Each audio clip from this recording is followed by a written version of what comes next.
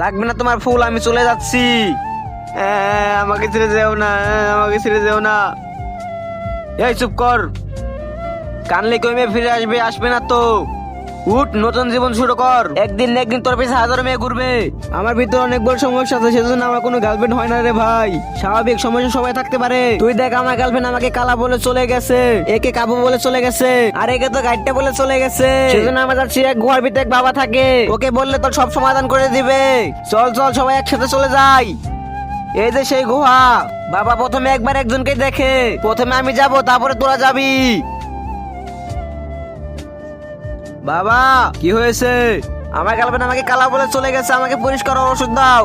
এটা দেখার আগে তুমি যদি তোমার মাকে ভালোবেসে থাকো, ভিডিওটি লাইক দিয়ে সাবস্ক্রাইব করে দিও। আর যারা লাইক সাবস্ক্রাইব করবে না, আমি বুঝে নিব তারা তার মাকে ভালোবাসে না। আর কমেন্টে আই লাভ ইউ মা লিখে যেও।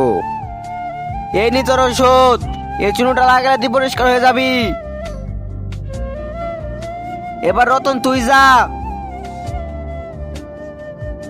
বাবা, আমার গার্লফ্রেন্ড আমাকে খাটো করে চলে গেছে, আমাকে বড় আর ওষুধ দাও যাতে আমি লম্বা হতে পারি। এটা নিয়ে এটা খেলে তুই বড় হয়ে যাবি। এবার তাহলে আমি গেলাম, আমাকে মোটা ওষুধ দাও। এবার তাহলে আমি যাচ্ছি।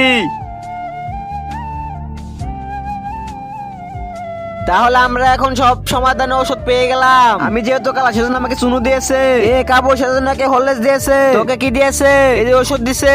আর তোকে কি দিয়েছে? এই কলা। তার মানে তোর ওটাই সমস্যা।